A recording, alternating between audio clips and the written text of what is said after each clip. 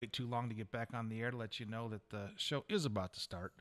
I am working on bringing up the things, but Sideshow Todd's in the house, and we are rocking and rolling. So it's approximately 22 minutes behind schedule.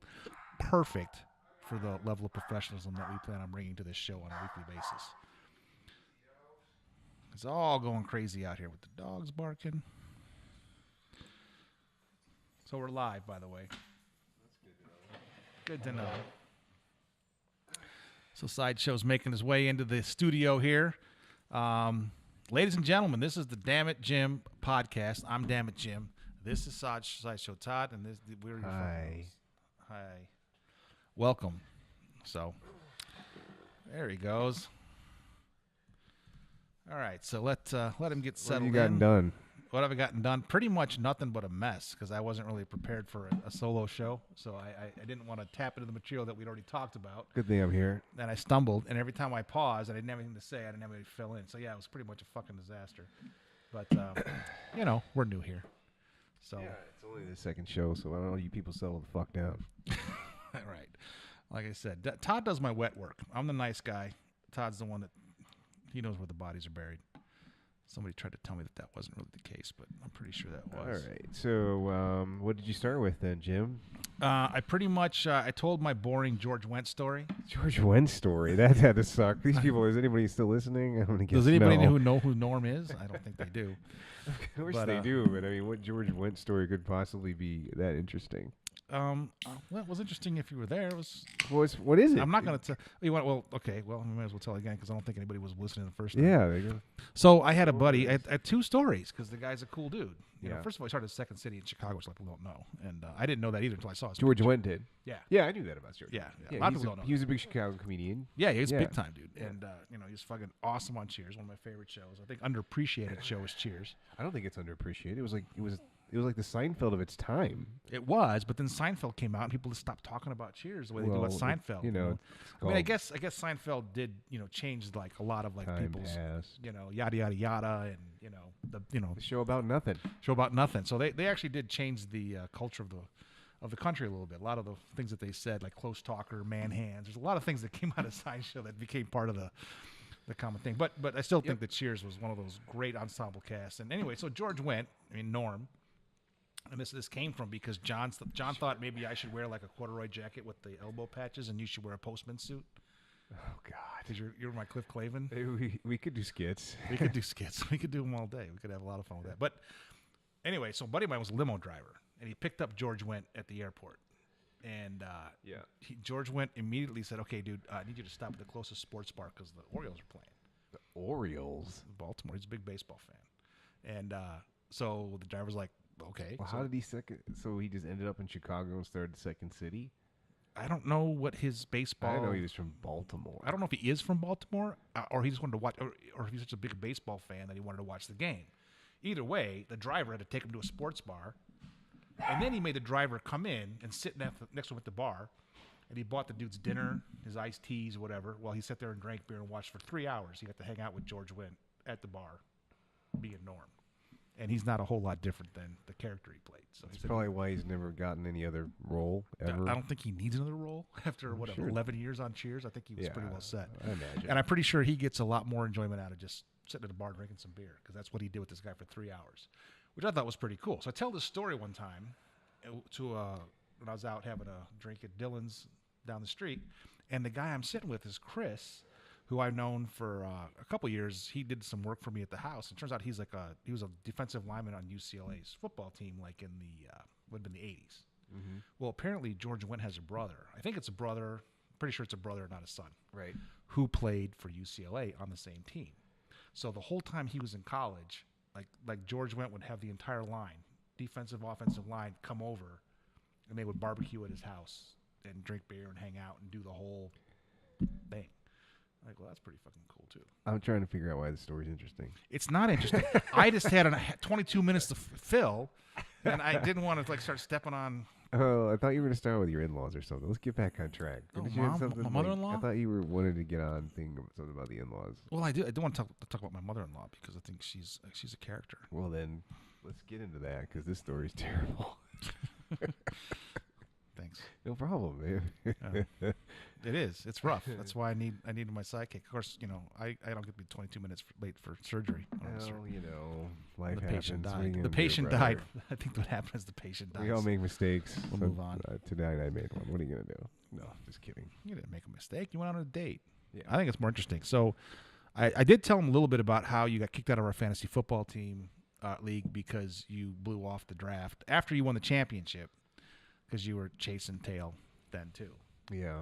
I guess, I remember it very differently. You remember it differently? Very differently. It still happened the same way no matter how you remember it. It was told I wasn't told the proper start time so that I couldn't draft because I dominated so thoroughly. I appreciate that, No, I'm pretty sure I called you. I finally got you on the phone like, dude, yeah, I'm about to hit it. So there's just no way I'm going to make it. I don't think it was quite like that. It was pretty much exactly like that. And, you got kicked out of the league. That's how bad it was.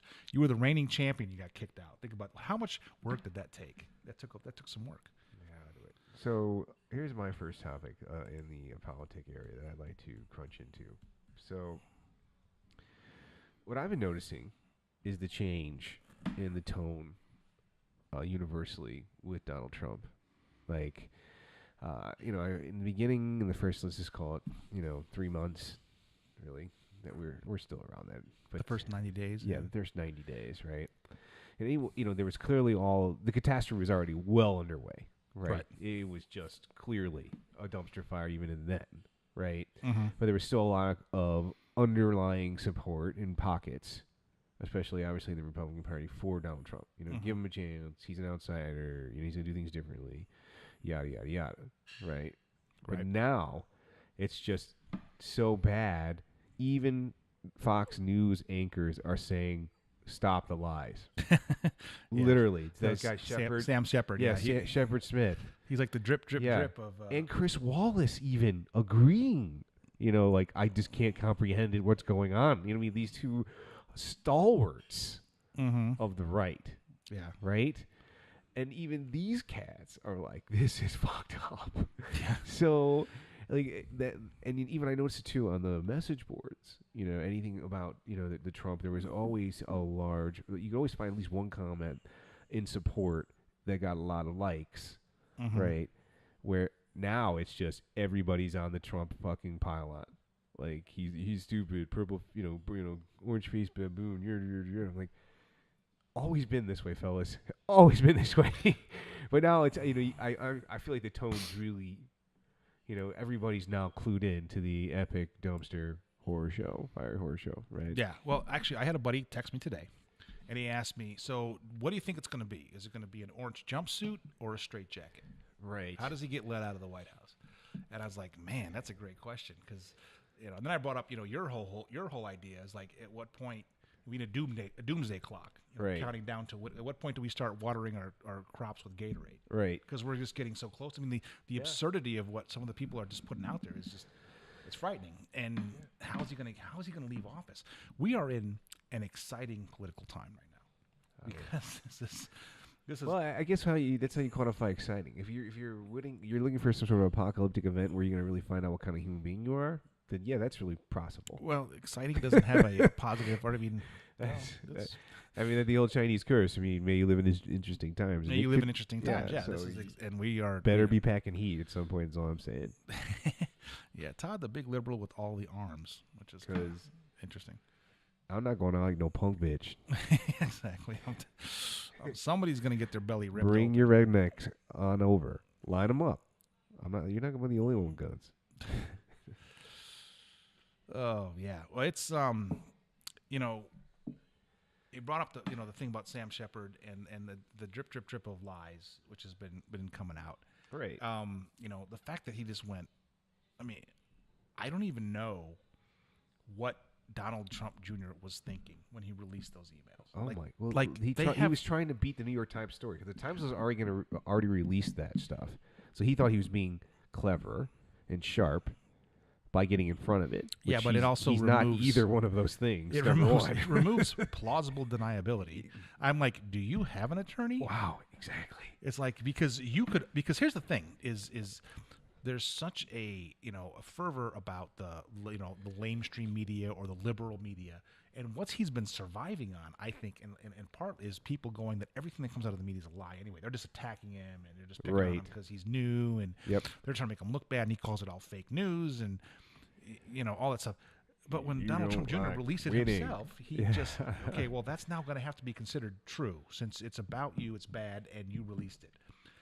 And the next day on Fox, the morning show, whatever, they're like, well, this happens all the time. This is just a part of politics. So we're like, it's no, it doesn't. No, not really. It's not it's not happen all the time. And then they started saying, well, the Democrats do it too, blah, blah, blah. And then the next day I read a report where somebody had contacted the Gore campaign about some shit on Bush, and the person that they called the FBI the next minute. Like, right. Okay, well, this just isn't the way. I want to beat Bush. I want to kill him in the election. Right. But I'm not going to do it that way. Yeah. And like that's illegal and bullshit. And you'd think that the people that were in the position to get those calls would understand that. And I think that's the larger issue. Is like, I don't think that Donald Trump Jr. honestly, I don't believe he realized what he was doing was treasonous or legal or potentially. No, not in any the confines of the world he lives in. No, in his world. Not. Hey, I got some dirt on Hillary. Fuck, let's go. Yeah, not understanding you're colluding with a foreign government to get that information. Right. That should raise a flag. Right. But anybody who's professional, again, we talked about it last week a little bit. There seems to be this sort of like, okay, I saw a meme that'll explain it better. Airplane. I think the pilot has lost touch with what it's like to be a passenger. Who votes for me to fly the plane? Exactly. Yeah. And so, yeah, that's pretty much what we've done. Like, okay, let's let the orange man do it. He'll be fine. And the level of incompetence is just. Here's what you're missing right now, Jim. What am I missing? He's a winner. He's a winner. Okay. He just wants America to win again, and you don't. You just want to give it. You just want to give it away to all those brown people. The brown people. Yeah. Well, they're taking over either way. So ridiculous, man. I mean, that's his whole message. Well, it's cloaked in these ridiculous, cliches that time and time beaten to death. Mm-hmm. And well, he's feeding his base the red meat. Yeah. There's an article on Forbes, which is a pretty conservative. I mean, I wouldn't normally quote Forbes, and they didn't do a great job on the article. I read it today about the Fox News effect, and they're like, even Forbes said, basically what they do is they just feed their audience red meat, and when something comes up that doesn't really fit into their worldview, they just under or don't report it and go find some more red meat. Yeah. And they need to stop doing that. That's what this is from Forbes.com. Right. A little bit less of the red meat, a little bit more of there's important things going on in the world that there's audience need to know about. Yeah. And then they kind of made the chicken and the egg debate, because they're like, listen, the people that watch Fox News are lower on the educational scale than people that watch, or for instance, read the New York Times. As an example, like there's an educational gap there, and they said the question is, are they uneducated because they listen to Fox News, or they listen to Fox News because they're uneducated? And they're not. Forbes wasn't ready to come down on the side on either one. Yeah, of those. But there's that magazine's not read by the uneducated. That's a business magazine. The New York Times. Forbes. Well, this isn't the Forbes magazine. This is Forbes.com. Well, same thing. One of the same. I don't think it's really. I don't know. Actually, that's a good question. Maybe somebody out there can fact check that for us, because I'm not sure. Only because I read Forbes before. I didn't think they were as. It was the financial magazine you're talking about. Yeah, yeah. No, I know exactly. That's not a mainstream magazine. It's not like something. No. It's definitely a higher end magazine, but their online presence is very conservative. Okay.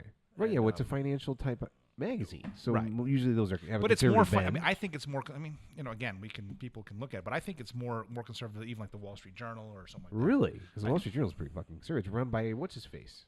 Isn't that one of Rupert Murdoch's papers? Did he buy? Yeah, he bought that up. Yeah, it's one of Rupert Murdoch's papers. Yeah, but again, it's got a long history. Right. So I think that the Wall Street Journal is one of those that falls into the like conservative leaning. No, it's Fox Newsy. I don't think the Wall Street Journal has to be Fox. I would say it has a smell.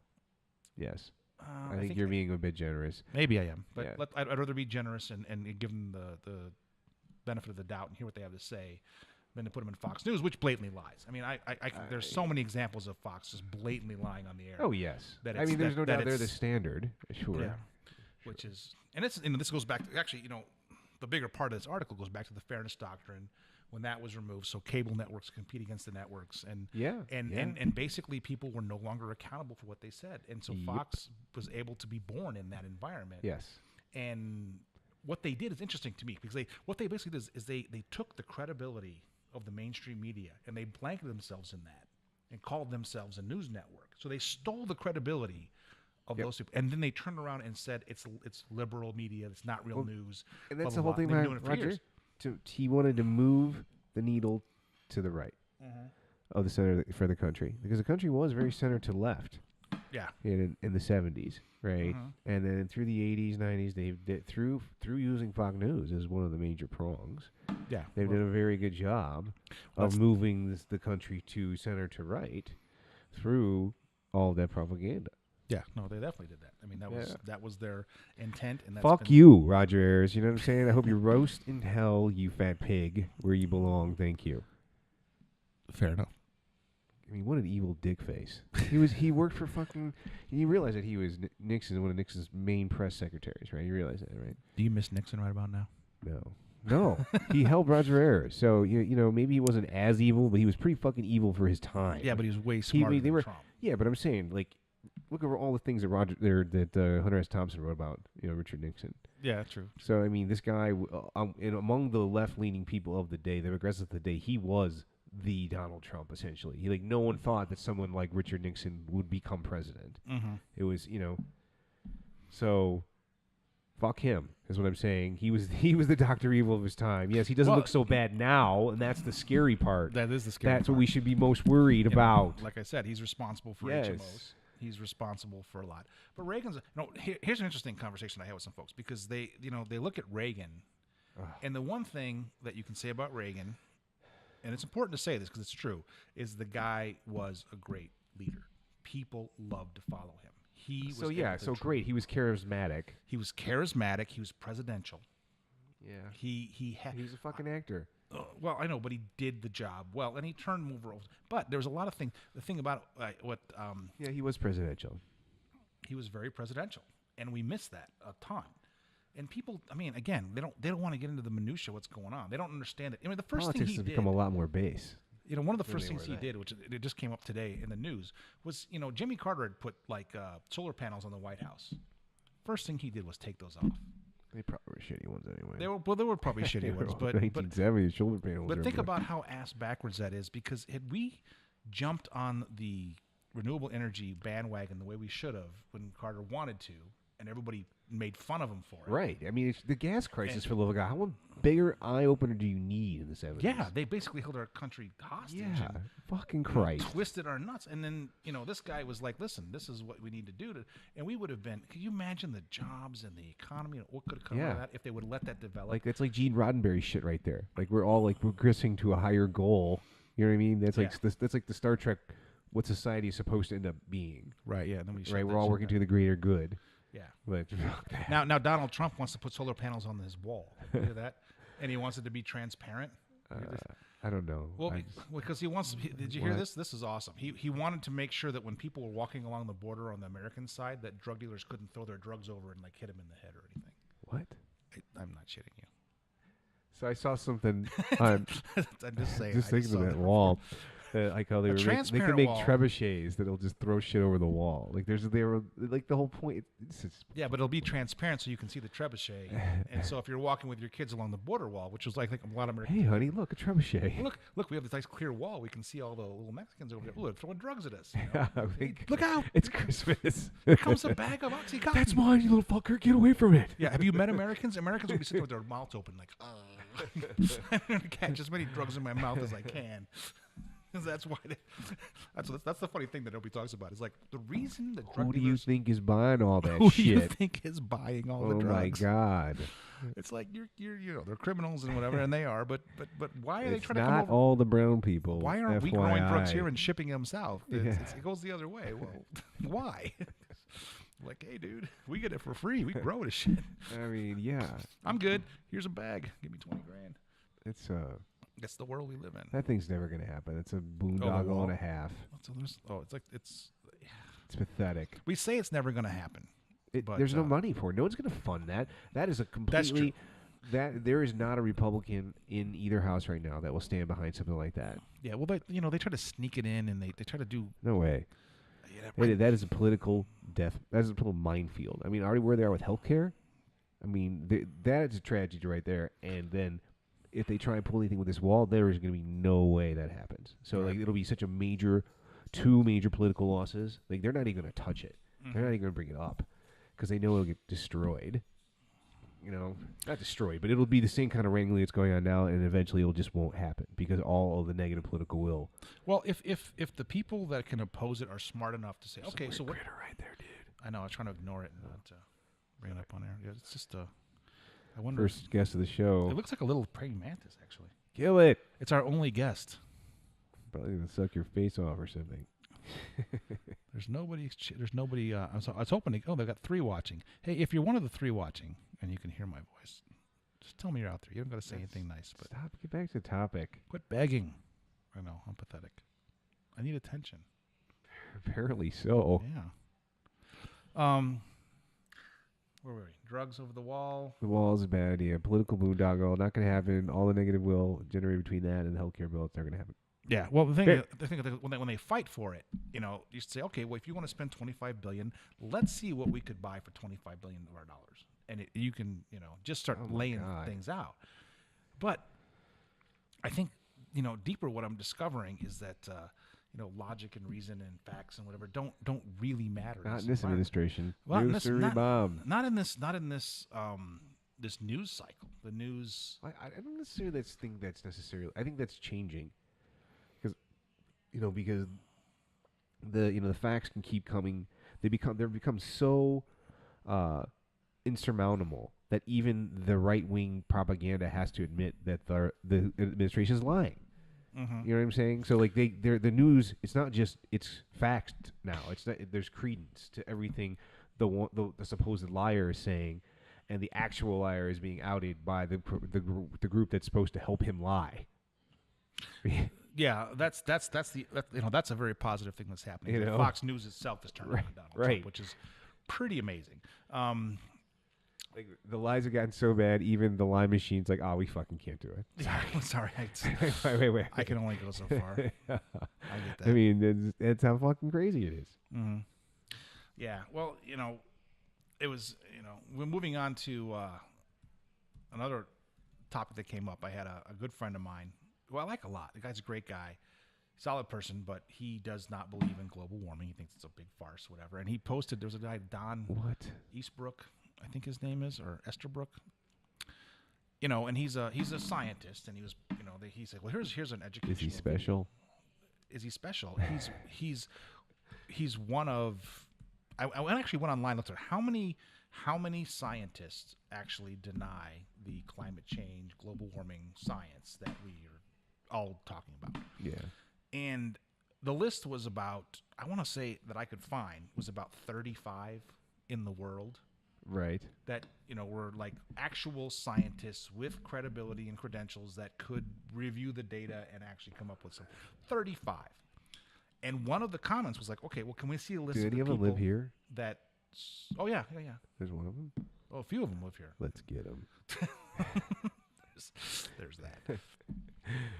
But someone posted like, well, why don't you make a list of like all the scientists that support the consensus? Yeah. And essentially the line was like, well, you're talking tens, maybe even more than that. You could thousands. Pack a stadium full of people to that on the yes side, and there's like the 3 that you could probably fly into town. And what I don't understand is because me and my buddies, there's neither one of us is capable of reviewing the data and come up with our own conclusions. We have to rely on other people's. And what I don't understand is hold on.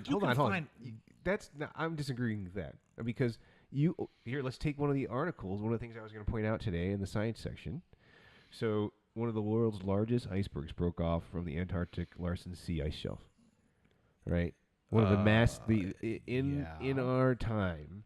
Yeah. One of the largest glacier breaking events is occurring. Like the ice shelves are rapidly receding. Mm-hmm. Irrevocable evidence that you can just look on National Geographic and find it. It's not like the data is there for the regular people like us to consume. It's very obvious science pointed to something not fucking right in the goddamn water.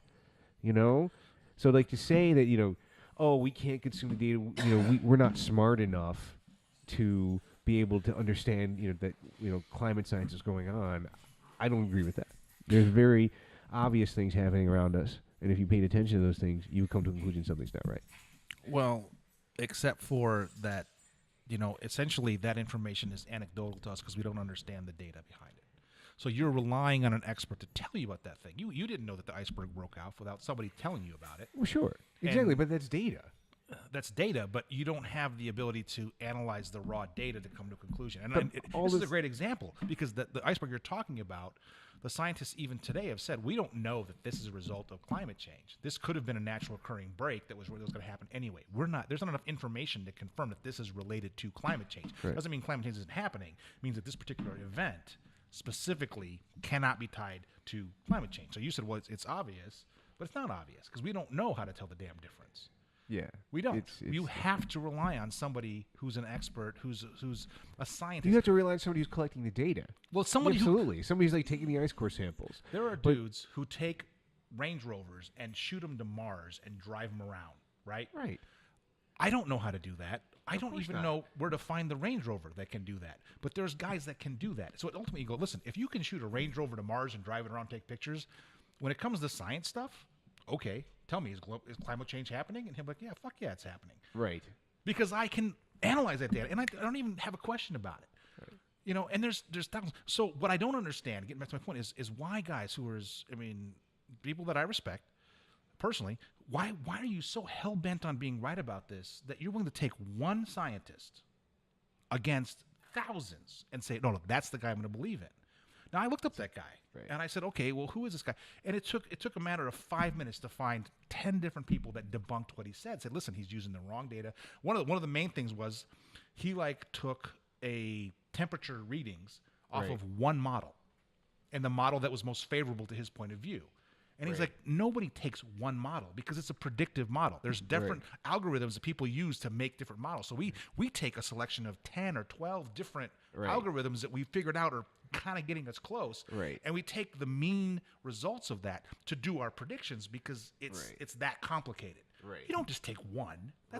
Why would you ignore the other 12 or 20 or 40 or whatever else? Yeah, you're right. And take an average. And he had to take those kind of steps to make his thing. And he doesn't have a peer-reviewed paper. He's saying, well, peer-reviewed papers, if there's anything negative about CO2, they won't even bother to publish it. And he goes, that's a fact. I'm like, is it a fact in the world? Yeah, because I'm pretty sure if you could convince scientists that the science was wrong and you had good credible, you would have a lot of people backing you because that means we can burn fossil fuels. Yeah. That means that the big money people can. So exactly. And they come back to me and say, well, it's the government conspiracy. Oh, they're all this government. They want to get in this new thing. ExxonMobil's behind fucking green technology. Jesus. I mean, come on. Yeah, I know. But at the same time, I want to hear from them. I want to hear, tell me, explain to me. The footing gets more and more tenuous every single day, just because what to me was very obvious when Bush came on the wrong side of the Paris Agreement. Big fossil companies were like, we should talk. The Bush White House actually acknowledged global change was happening. Yeah, back in 2005. Oh. They said, well, we're not sure if it's man-made. They wouldn't go that far. Right. But they conceded the fact that it was happening. Climate change is a real thing. Yeah. Yeah. Yeah. And so anyway, the big energy companies are even like, we're going to invest the insurance companies. Yeah. There's an island in the South Pacific, the country in the South Pacific that's literally moving the people. They're removing, they're relocating their entire population because the island's going underwater. They bought land from another country that had more extra land they needed to move their entire population to that because they know that eventually it's going to be. Yeah, it's already happening. Yeah, they're the water. Yeah. Yeah, the effects are already happening, but of course it's not. This guy's like, oh, whatever. You just don't want me to drive my truck. That's what it is. No, it's. I don't know. They're slowly coming around. Maybe just enjoy your trucks now. Self-driving cars, people. Self-driving cars, that run on electricity that we can generate from the sun, which rains down upon the earth pretty much all every the time, moment of every minute of the day. So all we got to do is really catch it and change it over. And I know it's expensive, but it's not that expensive. And not really anymore. It's the $1 more, per kilowatt. again, like it's anything coming else, closer and closer and closer every fucking day. The more people that like buy into that, and I mean, I love the underwater wind deal where they use the tides to move. Move the fans. Tidal forces. Tidal forces. Yeah. They do that in I mean, think how Scotland. much energy is getting wasted. I think like in 500 years, 100 years, if we're still around, people are gonna laugh at her. So you realize that energy was falling on you from the sky, right? And yet you chose to drill 5 miles into the ground and or like frack and blow up parts of Oklahoma so that you can poison your whole entire water, your drinking system, all in the name of you your risk energy. all of that when really all you got to do is catch what's coming. It's all over the place. You just got to. Did you ever see that? We're even made of energy. Documentary, Gasland. No, I never saw Gasland. So it was this cat did this documentary in Pennsylvania where he went around because fracking was, very prevalent there, and so the big, obviously how they do fracking. It's pretty intensive with the drilling. Well, they got it basically. There weren't a lot of rules and regulations. Water supplies got tainted with natural gas, so the point where there was people, they could light their faucet on fire. Oh, yeah. I've seen bits and pieces of that kind of stuff. Yeah, that's how. And then of course, none of the companies ever held accountable. These people can't drink their water. They're getting sick, all because of irresponsible drilling practices. Right. Well, I mean, there's such a history of that. Yeah. And it goes back to, again, corporations.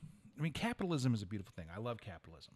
But it needs to be regulated. You need referees. Like, I love football, too. But if you didn't have referees, the kind of shit that would go on? Where, like, people would just be breaking each other's necks and whatever. Because I don't know. We played it as kids without fucking referees, and... Yeah, but you weren't playing for millions of dollars and fame and... Well, maybe that's the issue, Jim. Women? Okay. Well, because playing for the love of the fucking game. It's a little bit more... Socialist fucking hippie. God damn it. You should grow some hair. You can't. But my point was we self-regulate. There's a basic... You can choose to do the right thing. You can choose not to take a giant lawnmower over everything and hump it to fucking death. The thing is, you can make that choice. Morality and legality are not the same thing. Yes, no, you're right. And people have decided that if it's legal and they can get away with it, it's okay. Well, it's legal. No, that means nothing. That is such an arbitrary thing. God but damn it, so I is have a really morality. Good quote for that. Oh, go ahead. You got a good quote for that? No, go on. I'll pull it up. But no, I was going to say it's like legality and morality. So corporations, we know this. They are dehumanized to the point where they act in their own best interest, and they always will. And that's okay, as long as you have rules in place that can control their behavior. Because if you don't, you have what's going on right now. Right. I actually do have a really good quote from this. And all right, why don't you take over for a quick second for me? Because I've been doing this for an hour, and then I got to go. Go where? Oh, to the bathroom? That would be it. All right, so the quote is this. Hurry up, I'll read the quote. I'm going to have to read it again when you get back, but for the 4 people who are still listening, I'll go ahead and read it to get you noodling on. It's another Frank Herbert quote. So, fixed in a movable law merely provides a convenient structure within which to hang your justifications and the prejudices behind them. Law must expose prejudice and question justification. Law must be flexible and must change to fit new demands. Otherwise, it becomes merely the justification of the powerful. So, yeah, what becomes legal then becomes the justification of the powerful, very much so, like we're seeing with these power companies in the fracking we were just talking about. They have the legal clout. Who's texting me? To, I can't believe this is Jim's phone. Fucking distracted me. Oh, that's a much better idea. But so, hey, this quote actually is really good, Jim, because it brings a lot of, like you're saying, where things are just legal, right? Yeah. So this is exactly what this quote, or what this whole statement's about. Essentially, who has the power, creates the law. So here, let me go ahead and read it again for you, since you just... Who's texting me? Turn that fucking thing off. It's distracting. It could be important. All right. Fixed and immovable law merely provides a convenient structure within which you hang your justifications and the prejudices behind them. Law must expose prejudice and question justification. Law must be flexible, must change to fit new demands. Otherwise, it becomes merely the justification of the powerful.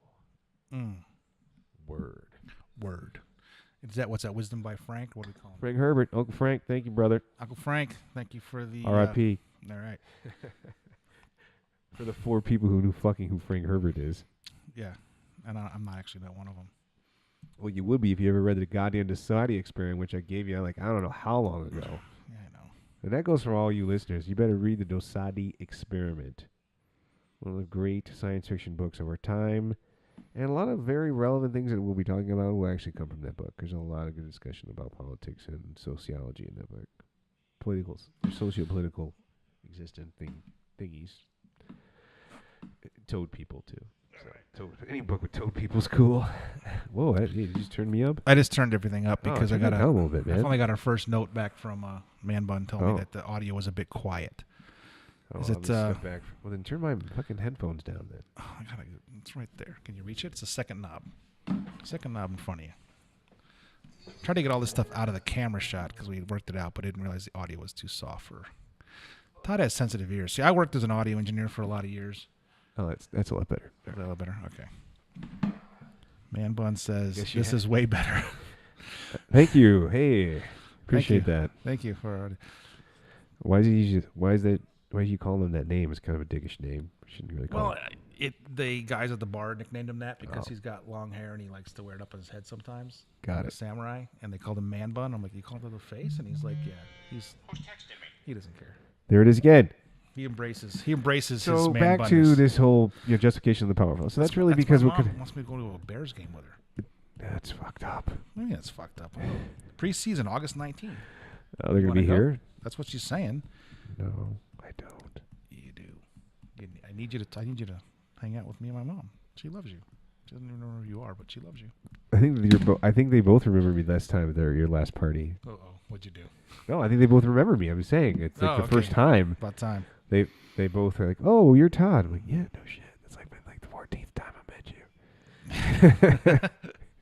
you. He's been at every Thanksgiving and Christmas dinner and Easter or whatever we It's have. funny. He's like, They're sweet. Come on, they're nice people. Yeah, they are. And so where are we? We're talking about the. Well, I had the good quote, but you just didn't really get into it because I missed Herbert. it. Well, that quote is actually from the Dosadi Experiment, by the way. Yeah. So if you actually read the book like you're fucking supposed to years ago, you would know that. I didn't do my homework because you told me to read something. All right, what else you got on your list today? But you know what else I like about this? So actually, I took this down here. Let me get back to why I thought it was relevant to what we were talking about, which it was. I'm reading it again. Go ahead.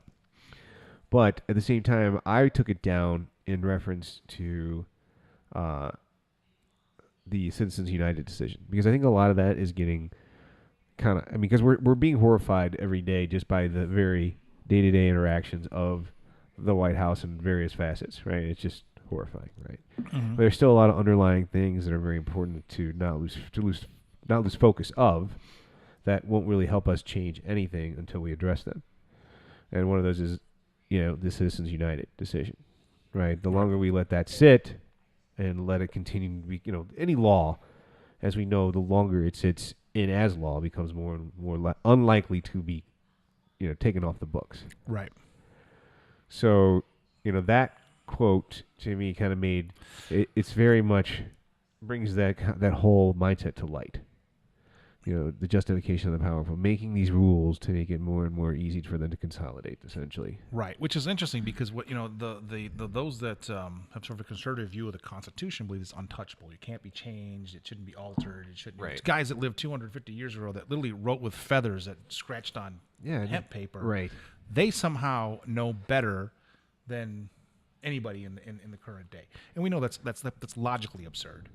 And the idea that they built in the amendment process teaches us that they had presented, things. And of course, we've taken things out of the Constitution. These are really fucking learned dudes. I mean, like they read like the Iliad, they read the Odyssey, and they could recite these. And that's just a tiny speckle of what these guys knew. All the classics. Oh yeah, they read everything cover to cover. The Constitution and the Declaration of Independence are beautiful documents. Yeah, these guys were fucking. And they were smart enough to write in this opportunity. To Our current president doesn't even read books. No, that was I was on a program with Mark Cuban, and he's like, well, he was like, he actually came out and said, listen, I was an early Trump supporter because he had a business background. I thought he could shake things up in Washington. I'm frustrated with the way things work in Washington. Go down the list. He checked all the boxes for this guy. Right. He says, and then I met him. And he goes, listen to him. He goes, go back and listen to Trump from the 80s. He's saying the same crap now that he said back then. Right. The guy hasn't read a book in 30 years. How can you trust or respect his opinion? He goes, I had a business deal. I put it in real estate terms for him to help him understand it. He goes, and I'm sitting there in the meeting with it, and you can just look across the table and realize somebody is completely out of their depth. Gone. He's just like, is just so far over his head. Yeah. And he's like, I don't even know how to talk to this guy. He's right. What is he doing in the room? Yeah. And well, that's the thing. Most of the time, he wasn't. He was just selling his fucking naming rights. He wasn't actually involved in building shit. Right. There's been a lot of those people that have come out. I mean, every living ex-president stood up and said, "Don't vote for this guy." Yes. People did it anyway.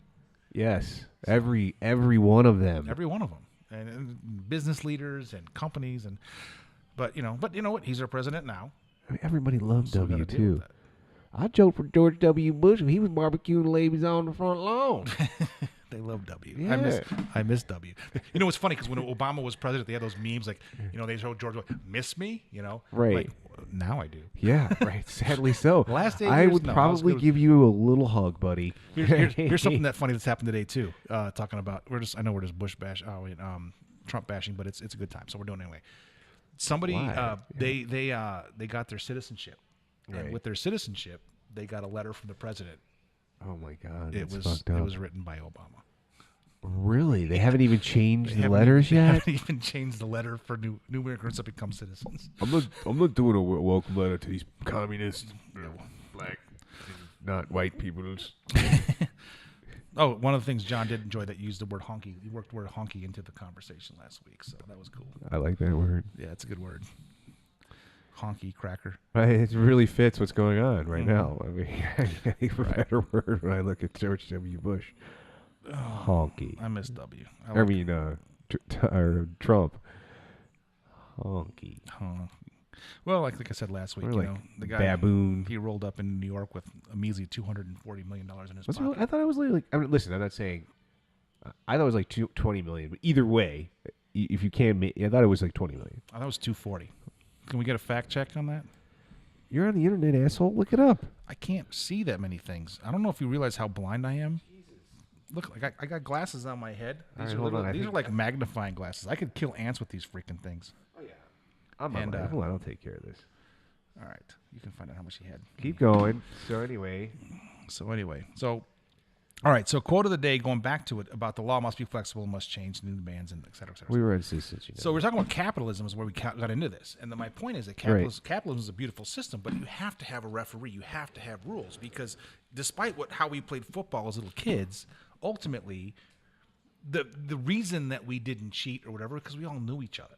We were all friends. We all had to deal. But in the world of capitalism, you're just an entity. You're a number in a spreadsheet somewhere. There's no human. Maybe we've devolved into thinking people that way. Yes. I think we have. Yes.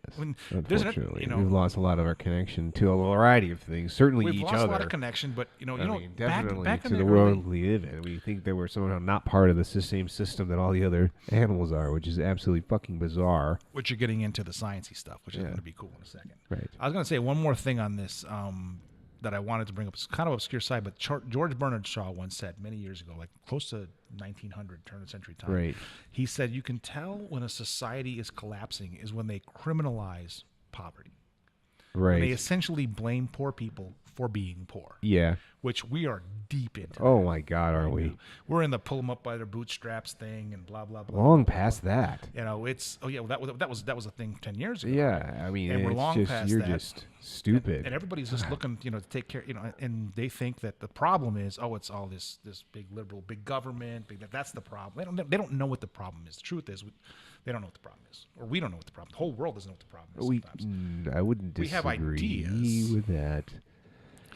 But we can see things I think that are wrong. there's people who don't care about what the problem is. There's people who don't care about what the problems are. They want to get theirs, create their own little somehow slice that only they can be in and make all the rules in, and everybody else. Didn't we plan to have a little enclave with armed guards at the towers. Fuck yeah, dude! You've been out there? It's like, yes, we are absolutely going to do that. But that is at the point where we can't change what's going around us. At some point, I think it'd be a good idea to just get the fuck out of Dodge. You know, I mean, what impact? Short term, yeah, you're like, you know what? Yeah. But anyway, back to my fucking point. Go to your point. Which no, I forgot. Excellent. We're good at this. We're so fucking good at this. we need. Hey, I was derailed. Wait a minute. Damn it. I think we'd be awesome if we had funnier or smarter people on the show. That's where we're falling short. We're gonna get there. Stop being so negative. I'm not being negative. I'm just observing the obvious. I think this is kind of funny, but let's go. Well, the thing about criminalizing poverty. Criminalizing poverty. Yes. That's right. Criminalizing poverty. See, that's all you had to do. So you just brought it right back to that nice quote. Thank you. And the whole idea that we do criminalize poverty, and especially, look at what goes on with all of the shootings. These aren't ever in affluent neighborhoods with police shooting anybody.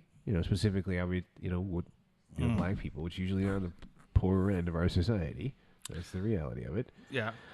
In the poorer parts of the city where there's a heavier police presence. So they're definitely criminalizing being poor. The jewels are not full of rich people. No, they are not. But that's a really, because I kind of want to get into that a little bit, because you're talking about now there's an environmental issue going on here where you've got Chicago is the big thing. Chicago is the murder capital of the there's shootings country. there all the time right. But they're very concentrated in these neighborhoods, areas where the kids essentially don't get educated, essentially grow up where people, say, well, you shouldn't be a drug dealer or whatever. Well, that's how you make your money. Right. That's what they know. I mean, there's doctors' kids not a lot of opportunities. There's not a lot of opportunities, and the education is poor, and the social structure is poor. Yep. And when you grow up in there, you don't know the way the world is outside of your little fiefdom. And when you see this stuff repeating over and over, this is a study in sociology, not a study in the problem is that the also thing is, but they also have access to popular culture where they're being told on a daily basis, if you don't have any money, you're a worthless piece of shit. Yeah. So, and what's the fastest way for them to be a baller? Yeah. Right? If they can't play the actual ball, then they go down. No, I mean to sell drugs. I mean, what's the or to whatever, some sort of cheap hustle, whatever it ends up being. Yeah. That's the path, because go work at McDonald's is going to get you a Cadillac. Yeah, right. They're not. These kids aren't stupid. Beat up on the way home. You know what I'm saying? They're not dumb. Yeah. And you see this sociologically, it's happening, and but instead you want to blame the people that are poor for being poor, and that's just an illogical conclusion. You may not be able to save the person that's in their 30s now; they might be too far gone. Right. You might be able to save the kid that's 18; he might be too far gone. But you have to start taking a look at a system that basically created that situation. Because listen, I said this about immigrants from about the immigration. The guy that's getting to this country because someone shoved him in the trunk of a 1967 Oldsmobile Cutlass Supreme and drove him across. That guy in the trunk, he's not controlling anything in your life. He's not the problem. He's the guy in the fucking trunk. How bad does your life have to be that you decided that the best option I have is to give this guy $10,000 and climb in his trunk and hope that I survive. And I got some water. I got to walk across. Whatever they go through, they are not the problem. No, they are the symptom of the problem. So you're treating all the wrong things, and it's the same thing that happens in our poor society.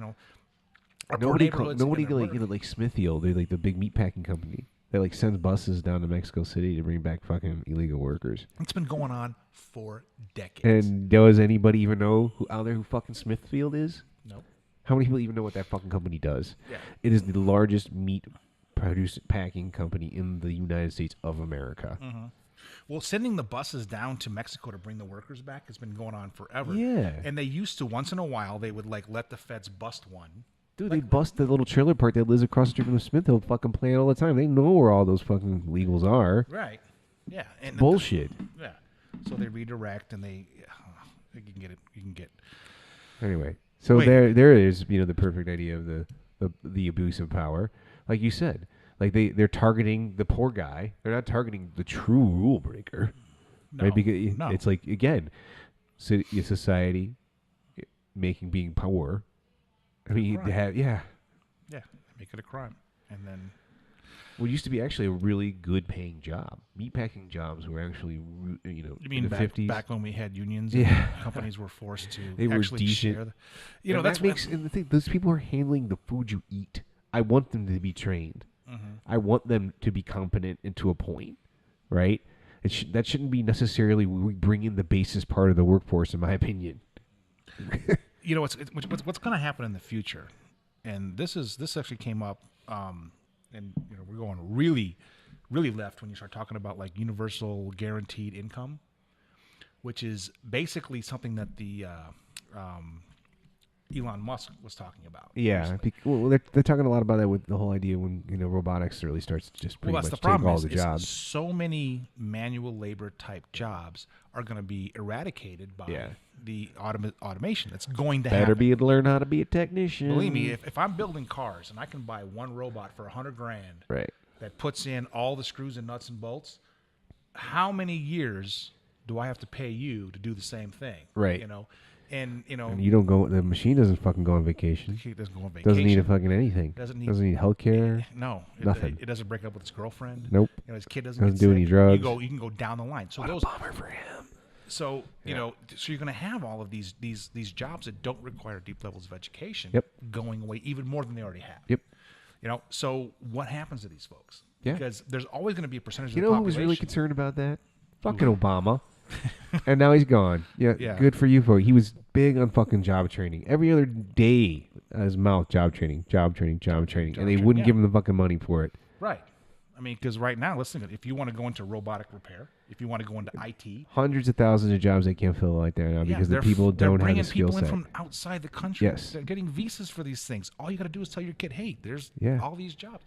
Listen to Mike Rowe, the Dirty Jobs guy. Yeah. He's always bringing up all these jobs that are unfilled. And I'm not a huge, I'm a pretty big Mike Rowe fan. I'm not. This show's entertaining. I think he's a really smart guy, and I really like him. The Dirty Jobs show was entertaining. Is that a show you're talking about? Yeah, Dirty Jobs. The guy the guy that cut the nuts off the pigs. That guy had a job. Yeah. There's a guy that cuts the nuts off pigs. Why do a pig have to be? Oh God, that's so terrible. And he's like, and it was funny because he did this whole thing about how they told him, oh, this is the way you should do it, and the pig's screaming and yelling, and then the guy who's like the head castration expert, he goes, what you do is just give him a grab, cut. They never know what's happening. Oh, I don't know. That's a little I can't ever agree with that statement. It was an episode. Well, you would think that he's like, right. All the PETA people wanted me to do it this special way, and it was crushing their nuts. Hated it because I just give them a grab, they're done. It was a great episode. My only issue with Mike is I think he underplays the importance of education, and if you can get the college education, you should. But he kind of talks about how expensive it is, and you could just do job training, and man, you could support your family. Well, it's a good point because clearly that message really isn't getting through to enough people. Because I feel like there's a sense, maybe it's multiple things. A sense of entitlement, but at the same time, it's sense that at some point I'm going to be the royal. I'm going to win the lottery. I'm just going to, and they think they can just sit there, and like that, some opportunity is going to come bouncing in. That was just going to springboard them to the 1%. So let me give you a real world story about this. My sister, who's admittedly very, very liberal girl, but she puts her money where her fucking mouth is. She works with MIT on this program. They've done a lot of great things. MIT. She built a brewery in Uganda. What? Your sister built a brewery? Well, she was involved in the project. I shouldn't say she built the brewery. Your sister is a lot cooler than I thought. Yeah, she is cool. You should. Wow. So here's what happened. They did a study of the village. Yeah. And they discovered. They decided they needed beer. Let me tell you the true story. That's awesome. I want to be part of that story. These bleeding heart liberals actually went in and got to meet the people in the village and analyze what their situation was. They were obviously desolate from all the genocide and the war and all the which shows in the intercontinent where things are real bad. Yeah, it was just bad. But it was peaceful at this point. So they studied it and they found out that the people had a real affinity for craft beers. They loved craft beer, and they didn't have any craft beers, so they had to ship it in from everywhere. And she realized, and her team realized, I shouldn't say she did, her team that she worked with realized that you have everything here that you need to grow the hops and barley and everything else you need to brew beer. So they took their investment, the generosity. Hops is big business, by the way, too. And so if they could actually start growing real hops, they could export. Yeah, that's a real big business. Well, this is where it was when she told me the story. Right. They invested the money in the village, and they built them a brewery and gave the ownership to the village, similar to like how the Green Bay owns the Packers. The whole town owned the brewery, and they began to brew their own craft beers. Nice. And not only did they service the local community, but they started to service people around them, and all of a sudden they had an economy. They had a place for people to work. They had a product that people wanted. Right. And they had an opportunity, and that's the kind of stuff that she works on. Right. So the example I was going to get to, because that was kind of one of the real positive stories, is she actually went into West Virginia after Trump was elected, and she went in there about a job training thing. Did she bring a lot of opiates? She did not bring any opiates that I'm aware of, at least that she was sharing. She didn't share any with me. It seems like that's a problem there. But she went into the town, and she was talking to one family, and there's two things that happen. First of all, the woman was like, well, we're going to get rid of that fucking Obamacare, which is a bunch of da-da-da-da. And she's like, well, doesn't your husband have black lung from working in the... Right. Yeah, well, you realize that's a pre-existing condition. That's one of the things Obamacare protects. You potentially could lose that. She's like, well, we can't lose that because it's protected. And then this was again, she's like, well, no. The ACA was passed to fix those problems with Obamacare. And my sister was like, no, ma'am, ACA and Obamacare are the same thing. There is no difference. They just call it Obamacare so that you'll hate it. Are you trying to tell me the story to make me angry? Yeah, well, it's going to make you angry. Well, it's going to make you sad a little bit, too. Because this woman started getting upset because her son, who also worked in the mine, had been diagnosed with black lung already. Right. And he was going to have a pre-existing condition for his whole life. This is terrible. Yeah. So then when she was speaking to... So the woman was very upset. She didn't realize that was kind of like what this whole thing was about. And so she went to the father, and she started talking about job training. And he's like, I don't need job training. He's like, why? She's like, well, because Trump's going to open the mines. And she's like, Trump doesn't own the mines. And he's like, well, he's going to get out of the Paris Accord, and that's why they won't open the mine. And she's like, I'm sorry, but no. The reason they closed the mine is because it's no longer viable to mine the coal. The cost of mining the coal out of this particular mine is just, it's cost prohibitive. Can't compete with natural gas even. It can't compete with natural gas. Can't compete with renewables. They're just not going to put their money into it. The company that owns this mine is absolutely telling us there's no way they're opening this mine again. And that same cocksucker, the one who was in cahoots with Bush, he even has come out recently, or shortly after that, the whole thing about opening the mines, blah, blah, blah. But he even told, I think it was on Fox, that there was a bunch of the jobs that just won't come back because he's already automating half the fucking mine. It's... Even automating the fucking mine. So again, you're going to avoid job training. The people are trying to come in and like talk to you and say, listen, how can we... But again, I want to give a little bit of a shout out to the people in these towns. You got to understand these towns. These towns used to be, they were Mayberry, USA. They had they had great football stadiums for their high school team, great basketball stadiums for their basketball team. There's no doubt it provided a good. They had great little. They had the hardware store and the grocery store, and they had these great. And these cities have been, not even cities, they're little towns, have been crushed, and nobody's paying attention. The only sure thing in life is change, brother, and that's if you can't adapt. I mean, it's sad, and it's that they bought into a narrative that somehow the dream would never change, right? That no one ever told them that at some point you may have to pivot, like the mine could close, right? And the type of energy we consume could change, and so then that would set up a mindset like, okay, well then somebody has to help. Well, who's going to help us redirect? But they're not even open to that message because they've been told job training is. Yes, exactly. People think it's like, oh, we're going to teach you how to, weld a bolt. That might be what we teach, not we, but what you get taught. But job training is about understanding where the jobs are needed. So it could be a variety of industries that all involve doing something very like it's a mechanical type situation and may have some higher. You may have to learn some electrical. Or whatever. Well, education becomes more and more important if you want those higher jobs. Yes, because it's not just pulling a lever anymore or whatever. It won't be. And the thing is, and with technology, the world is changing at lightning speed. Yeah. I mean, I've been technical my whole life, and I'm struggling with technology already.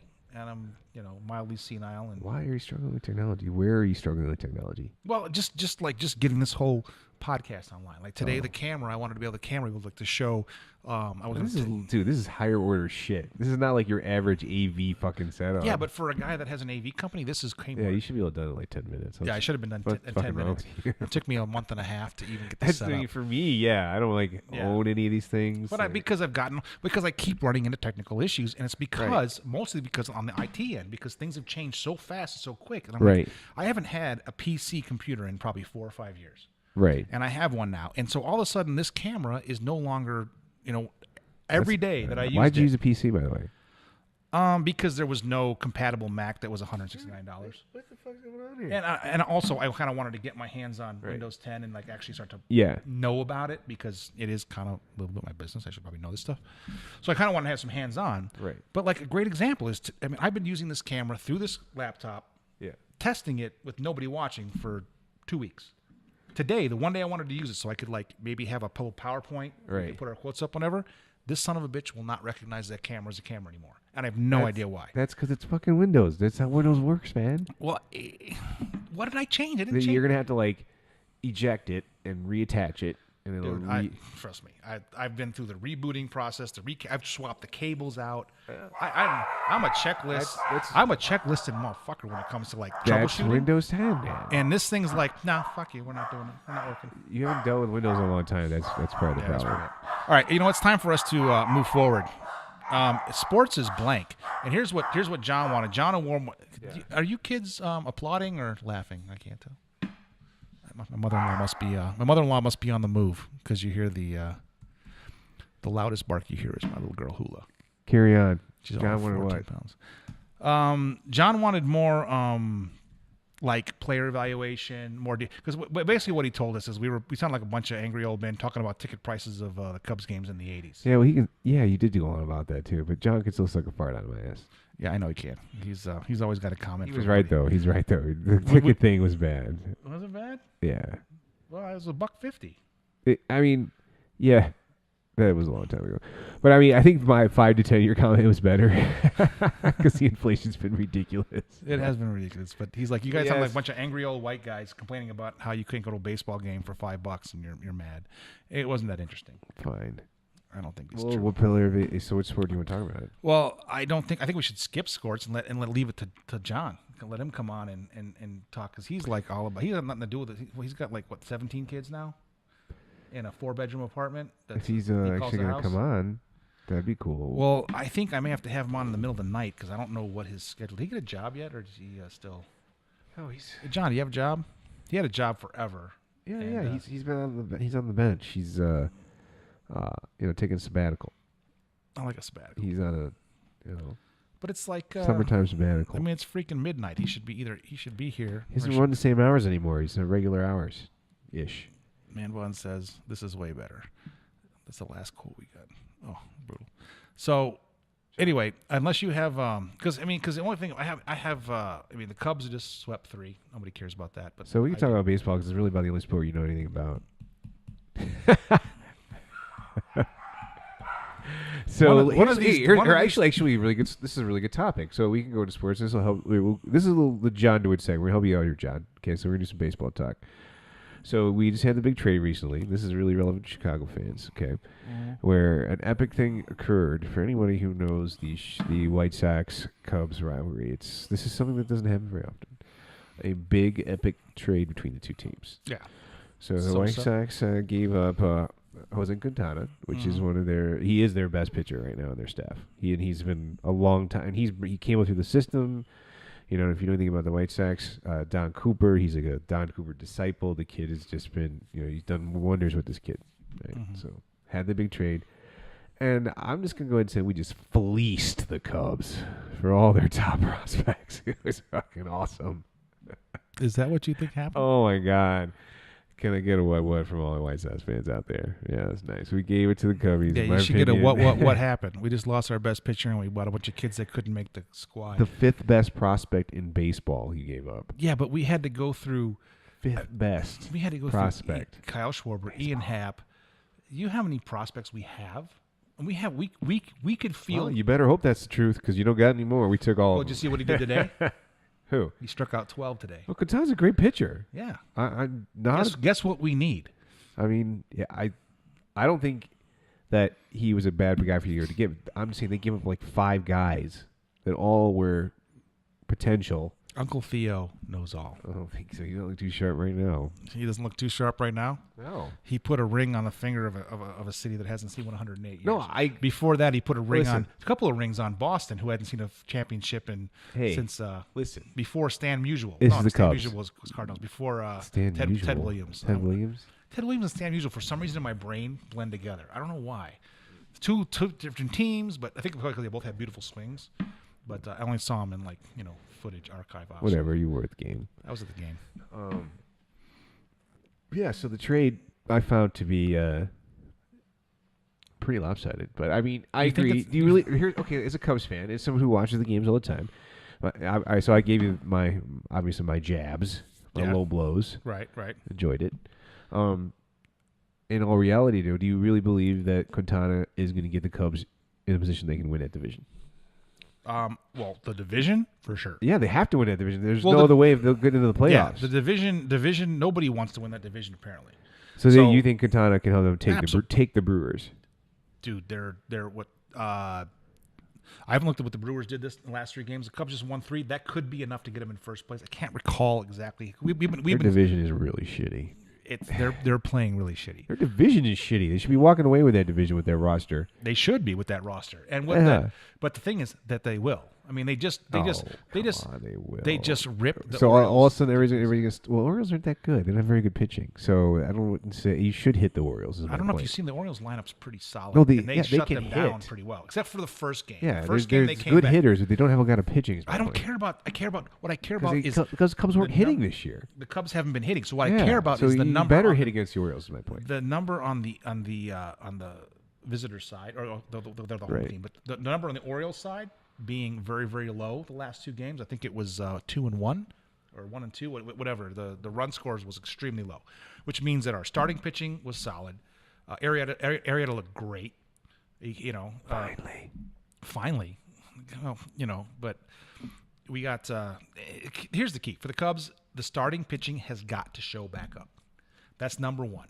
And we have the arms. So you're saying that you think Quintana can put them over the edge? Yes, absolutely, because we are short a really solid. I mean, he could be. I mean, if it's really been because Arrieta has been so shitty. I mean, that they had to go make this trade. If Arrieta had been his dominant self, they'd really be okay. He hasn't been his dominant self since a year ago today. Yeah, he was great in the he first really half. Had one dominant season when you look at his record. He basically had a season. Good season. Yeah, 1.5 good seasons because the first half of last year he was just lights out. Yeah. He's lost a couple miles off his fastball. Right. He's pitched a shit ton of innings too. He still has a lot of good movement on his pitches. I feel like he does, but maybe he's adapting to his lower. I don't know. I'm not. When you're in the 90s, you're gonna be like Greg Maddux, pinpoint control. If you're gonna throw in that speed, which is our majors. Kyle Hendricks. Yeah, Kyle Hendricks, who actually led the major leagues in ERA last year. Yeah, that guy was a Cy Young candidate. He was a candidate, and because he throws like 14 miles an hour, nobody thought. He's a very Greg Maddux style of a pitcher in terms of using location and great pitches, whatever. Yeah, our bullpen has been phenomenal. Wade Davis is shut down. He made the All-Star game, and he's our closer. Problem is he doesn't get into the game that much. Yeah, the team Oreo ERA is 5.6. By the way, the Cubs should fucking hit these guys. 5.16. Yeah, well, they did hit him. They hit the shit out of them, which is they should do. But they haven't hitting anybody. Yeah, that's what I'm saying. It's a good sign that they're hitting. So. I mean, what I loved about it, I look for little things like Kyle Schwarber went to the power alley opposite field, which is key sign that a batter is getting his. I think you're really reaching. You're like, God damn it! Please turn the corner, Schwarber. I am looking for anything that just turn the corner, you fat bastard. We've got this Ian Happ kid that can play anywhere. They can hit like he bombs the ball out of there. He's good. He reminds me of Dustin Pedroia. I think our biggest loss was probably Dexter Fowler. Not having that surprisingly solid so. lead-up guy. We have a lot of guys you think that could step into that role. I mean, John Jay's batting. Well, I thought 300, they thought that either who was the shortstop, Russell, one of those two guys would hit for better average, I think, this year, and neither one of them has hit very well at all. Well, they both hit for power. They don't hit for. They're not on base guys. Yeah, but I mean, Russell. Zobrist would be a better leadoff hitter than he's been hit. He has to lead off for you guys, but Zobrist has. I mean, I don't know what what Joe Mann's doing. We had John Jay led off 2 nights ago, and I forgot who we had lead off tonight. But he keeps switching things around. John Jay is a travel veteran. He's a decent hitter. He's a professional hitter. I don't think he's a guy who is going to really score a lot of, help get your run production up. He's going to get on base. Well, that's why he's Cubs are 4.5 out right now, dude. Oh, they're still 4.5 out. Oh, here's your problem. Sure? Yeah, I'm looking at it right now. The Brewers have gone 8-2 in the last 10 that's games. why. Okay, They're actually playing pretty well. I have looked at the standings, so I didn't know. But you don't know what the fuck you're talking about. When you're getting beaten down, you kind of tend to. Hey, but the Cubs. No, you're right. Though the Cubs have on a little run. They're now game over 500. Well, they're back over. But unfortunately for them, the Brewers are somewhat finding their beat. But who knows for how long? Brewers are iffy. Yeah, well, I still think the Cubs have a better roster than anybody in our division. They should destroy and division. They have a roster that rivals anybody in the major leagues. A lot of it's who you play and who your matchups are and whatever like that. But obviously, if the starting pitching doesn't perform, I mean, we're a full 1.5 over last year's mark for starting pitching ERA. That's a huge difference. Oh yeah, your pitching's been shitty. Yeah, it's just so we're constantly bringing in the relievers. John Lester's been a little shaky. I mean, John Lester got hammered the other day. Lester gave up. There was 10 runs in the first inning, and I think he got hung up for like 4 or 5 of those. He was not looking sharp. No, and it was the second time he didn't hit hard. Yeah, really hard. So he's not a young man either. That was always the issue with signing that guy. He's pitched a lot of innings. Yeah, but he pitched a lot of innings in fucking Boston. And he was our ace last year after there's Arrieta no doubt he was great. Yeah, he was great in the playoffs. He was great in the World Series. That's why a lot, and he's pitched a lot of playoff innings too. But that's why he was. Yeah, he's got a lot of hours on his arm. Yeah, I'm trying to figure out exactly why. I think that I like the fact that they're finally settling in on Bryant at number 2 and Rizzo at number 3. I don't like that. I mean, I think it's a Joe Madden thing. I think those guys are 3-4 hitters. I just don't think their lineup, because like you said, they don't really have a true leadoff guy. Because ideally they'd have like a guy like Dexter Fowler batting first, and then maybe like Zobrist batting second. Perfect. And then you got then Bryant, then Rizzo, and then you could throw a Hayward, whatever. And then you got some. Well, we got even before Hayward. Scherberg. I put him fifth. Sherwood. You got Scherberg going fifth because then you're protecting Rizzo. How about Contreras? Yeah, Contreras. That guy's been real nice. He's bombing the ball. Luckily. Because they let Montero go, who was hitting the ball pretty fucking well. He was, but he shot his mouth off about Arrieta. No, I was just. I mean, I think he's been a locker room problem that we didn't know about, because he had the same thing before the season. There was a whole lot of talk about how him and Joe Mann had to sit down and figure out what's your role on this team. And I think he wanted to be the starting catcher with nobody else in his way. Well, you can't throw anybody out. It's kind of like an important part of your position. Yeah, he was pretty. The league average for time for catch to second base is 2 seconds, and he was at 2.1, and the best catchers in the league like Buster Posey or whatever at 1.89. I know that seems like a really small difference, but it's huge. It's huge in the catching world. I mean, you're talking literally 20% of speed. In a day and age when stealing bases isn't quite the art that it used to be, you can't throw out fucking anybody. Right. I mean. Come on. You got to be fast. Yeah, or you better be hitting 390. Yeah, well, if you do that. Then it doesn't really matter, but he wasn't quite hitting 390. No, so. He was hitting around 300 this year, though, so that was good. Yeah. But he's, where did he land? I don't know. He landed somewhere. Somebody signed him. But I don't follow anybody else, so I don't know. All right, we need to move on to sciencey stuff because we're way over time again. That's all right. No one's listening to us. Well, who we got? You can edit it. So the next, we talked about a little bit about the global warming and the ice shelf thing. So the other, along those lines, I took this article, and it's kind of a doomsday title, but there's something underlying, I think, in there that's really important. So let me just give you the title. Prelude to Global Extinction, Human Impact on Earth's Animals. Right? So obviously pretty doomy start with the introduction there, but the main point with they're talking about great species. This is a Stanford study, by the way. Is the terms in which they phrase these things. It's all catastrophic. They're talking. This is a literal quote from, the professor of biology at Stanford.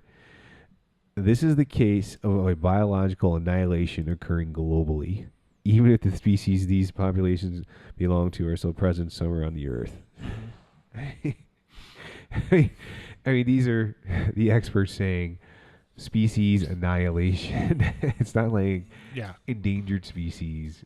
It's we're wiping out the rest of the people, or not the rest of the creatures on the planet, which are critical for the whole circle of life. And that's the other. Here, they're good quote exactly.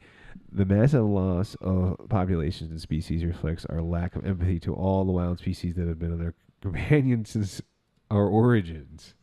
Right, and he goes, it's a prelude to the disappearance of many more species and decline of the natural systems that we're part of them. Right. Yeah. And they make up part of our civilization. We don't what would we do if there are no birds? You know what I mean? Like things just. Well, like I said, these things make. Yeah. They've studied this stuff and they realize that there's an ecosystem that's very fragile, and every level plays a role, right? Yes. We talk about this with you got the Asian carp who are threatening the Great Lakes. Yeah. You've got the the Africanized bees that they're coming in and killing off all the the bees that we like to make honey, and they're the West Nile virus. I mean, you can go on and on and on about all the things that happen, just slight things that seem very slight. Zika virus, so now women can't get pregnant if they have. I mean, that doesn't bother, and that's one of those too. It's one of those viruses that doesn't bother anybody unless they're pregnant or want to be pregnant. Nature's like, it's nature reacting to the fact. So every other species has a mechanism to keep a homeostasis in the environment, right. Where or unless we as the apex predator have removed that thing and allow in that its own predator, right? So there's always some level of stasis, right? Right. But there is none for humanity. But it doesn't mean nature is going to continue looking for that marker to bring us back to to take us down a notch, essentially, because clearly we're having a massively negative effect on the ecosystem. Right. Right. And all these little things get sent in, right? That would naturally call us back. Yeah. That we usually have some sort of answer for, right? Yeah. At some point, we're not going to have an answer. Right, because we're not. I think that despite where you sit on the political spectrum, you can probably say effectively that if you ask everybody, so what? How about when it comes to the Earth, we just kind of leave it like we found it. Like, let's make sure that we are not taking more than we need, and we're putting back what we're taking, because we have that ability to do that. Oh, absolutely. And this sort of understand that we should form some homeostasis with the environment we live in. The homeostasis. And we can't, with the you environment can't shit where you live. This, all that fucking garbage has to go somewhere. Yes. But but if it's going to cost money, then we don't want to. Yeah, that is like the basic. That should be one. I wish that would have gotten into the Ten Commandments or something, or one of the religious texts. Like, leave it like you found it. Like, right. It's in there. The Bible is in there, but they guess they don't pay attention to everything in there. But getting back to the whole idea, there's a sort of this concept that the humans are going to destroy the Earth or whatever. That's not going to happen. We are of course not. We are like literally a fart in the middle of a hurricane. Oh, absolutely. As far as the Earth's concerned, it might take the Earth 10 million years to recover from what we do to it.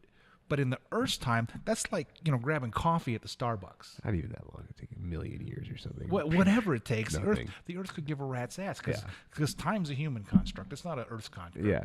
It's like, listen, if you fuck it all up and you screw it the up, meteor will come. You can There's shoot no off, doubt. The meteor will come. The meteor could come. It will come. It will come eventually. It will come. But what's more likely is all these nuclear weapons and all these nuclear could go off, and the whole plant could be radioactive. Earth's not going to give a shit. Nope. Wait it out. It's like, okay, well, it's like I have a cold. Yeah. It's going to have a cold. It's going to last about 100 years, 100, 200 years for this radiation. And all you humans will be dead. Okay. I'll still have the roaches. I had them 50 billion years ago. There'll be They're all still kinds here. of things It'll to be the start roaches. recreating life. It'll be the roaches and the sharks. and we'll just be. Well, and there's there's all that life that lives around all of the vents, the volcanic vents in the ocean. Mm-hmm. where it's like superheated water. It's like how many, I don't know how many degrees Celsius or whatever, but like normal life can't live there. But all these creatures live in this superheated water that they never thought that life could exist in. Right, exactly. You know what I mean? Those things will just bubble up. So we life sent will continue. We sent those little ships down there like, hey, what are you guys doing down here? Right. You're like freaking transparent, and you can survive in pressure that if I went onto this, if I left the sub, I would be crushed instantly. Yeah. And you're like, dude. Right. You got any Maui, whatever? Yeah. Oh yeah. All right. What else you got on your? Way? I don't know. You're right. How long have we been going for now? We have we've hit 9:30. You got here, so we're like an hour and a half, so we're way over. Let's wrap it up. All right. Okay, everybody. This has been Jim, DammitJim in the podcast. This is SciShow Todd, also known as. Good night, everybody. Good night. Hello, everybody. Good night, everybody. And we be safe, crackers. Be safe. Oh, crackers. I love crackers. I miss crackers.